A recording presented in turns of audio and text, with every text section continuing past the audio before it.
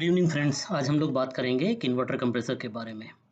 अभी भी लोगों को इन्वर्टर कंप्रेसर को लेके काफ़ी डाउट्स हैं। काफ़ी लोग सोचते हैं पता नहीं इन्वर्टर कंप्रेसर में क्या है। तो यहाँ पे हम लोग कंपैरिजन भी करेंगे एक नॉर्मल कंप्रेसर से, फिक्स स्पीड कंप्रेसर से और इन्वर्टर कंप्रेसर से। ये हमारा एक इन्वर्टर कंप्रेसर है। बेसिक डिज़ाइन आपको सब पहले जैसी ही मिलेगी जिस तरह की आपको फिक्स स्पीड कंप्रेसर में मिलती थी। और यहाँ पे आप देखेंगे कि एक जो डिफरेंस हमको दिखेगा वो इसकी वाइंडिंग में दिखने वाला है। अब बेसिकली ये वाइंडिंग जो है आपको दिख रहा है ना कि बहुत अलग सी वाइंडिंग है, बहुत डिफरेंट सी वाइंडिंग है। ये बीच में एक मैग्नेट है। ये रोटर बेसिकली एक कंप्लीट मैग्नेट है। अगर आप इसके सामने स्क्रू ड्राइवर लाइएगा तो ये चिपक जाएगा। चारों तरफ की जो वाइंडिंग है इसमें इलेक्ट्रिकल मैग्नेट पैदा होता है। जब इलेक्ट्रिसिटी इस वाइंडिंग से गुजरती है तब इसमें मैग्नेटिक फील्ड पैदा होती है। और इसमें 3 फेस आते हैं।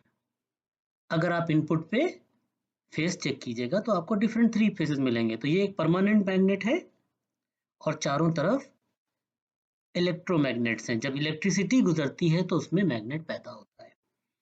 अब होता क्या है कि इन्वर्टर कंप्रेसर में, क्योंकि ब्रश लेस डीसी मोटर कहलाता है, BLDC मोटर, तो इसमें कोई भी रबिंग वाला ब्रश चारों तरफ नहीं दिया है। एक सर्टेन स्पेस दिया हुआ है।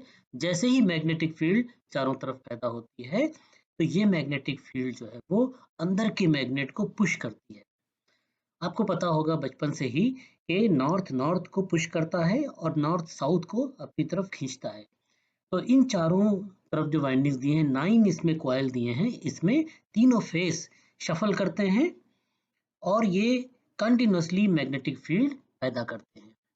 तो ये मैग्नेटिक फील्ड जो है वो हमारे कंप्रेसर को पुश देती है।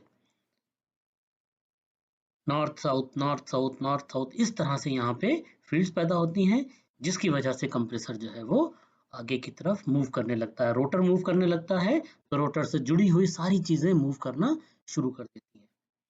तो यहाँ पे आपको 3 फेस की वायरिंग दिखेगी और अगर आप उनके फेस चेक करना चाहेंगे तो आपको 275 वोल्ट, 275 वोल्ट, 275 वोल्ट तीनों में कॉमन मिलेगा। मतलब UVW UV में चेक कीजिएगा, you will get 275 volt AC।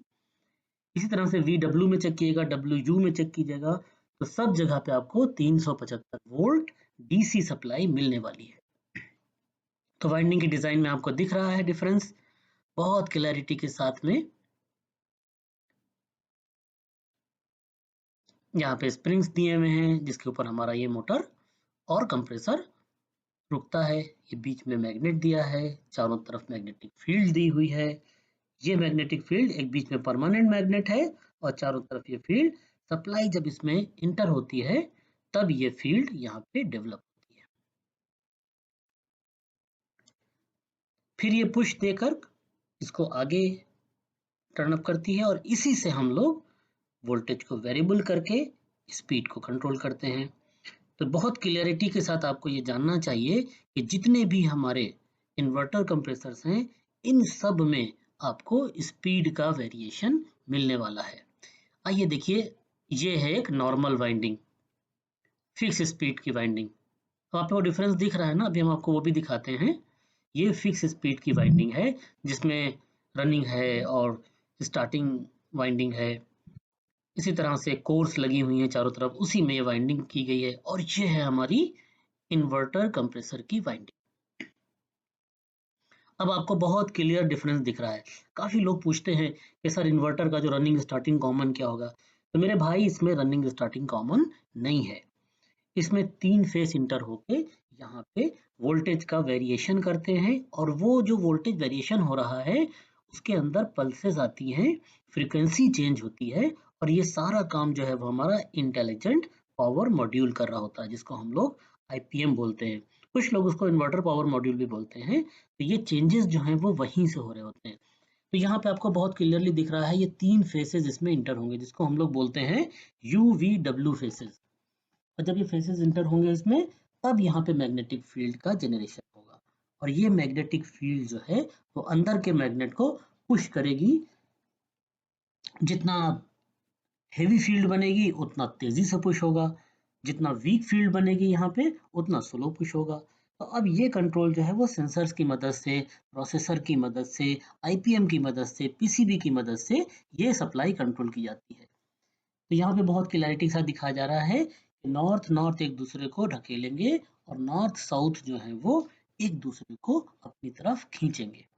तो जब कभी भी आप इसकी वाइंडिंग को चेक करने जा रहे हैं दोस्तों, तो आपको तीनों पॉइंट पे सिमिलर रेजिस्टेंस मिलेगा।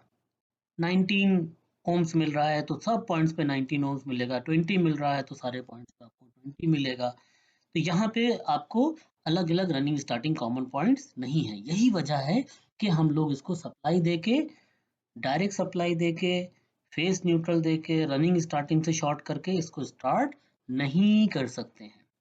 इसको स्टार्ट करने के लिए आपको एक सर्टेन सिस्टम से ही इसको सप्लाई देना पड़ेगी।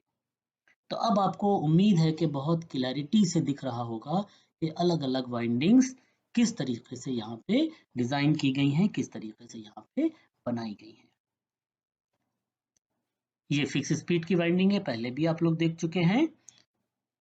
इसमें तो वही फिक्स स्पीड रहती है, हम रनिंग स्टार्टिंग कॉमन पॉइंट्स होते हैं इसमें, और ये हमारा इन्वर्टर की वाइंडिंग है। तो इतना क्लैरिटी से, इतना डिटेल में हमने आपको बताया है। उम्मीद है कि आपको सारी चीज़ें क्लियर होंगी।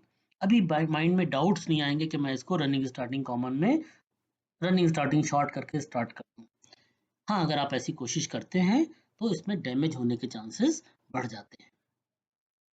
तो दोस्तों, सीख के, ट्रेनिंग लेके स्मार्टली काम कीजिए, ज़्यादा पैसा कमाइए, ज़्यादा अच्छे से अपने कस्टमर को खुश रखिए, सही इन्फॉर्मेशन लोगों के साथ शेयर कीजिए, और जिसको मालूमात है उसको पूरे तरीके से इस मालूमात को अपने फ्रेंड्स के साथ में शेयर करना चाहिए।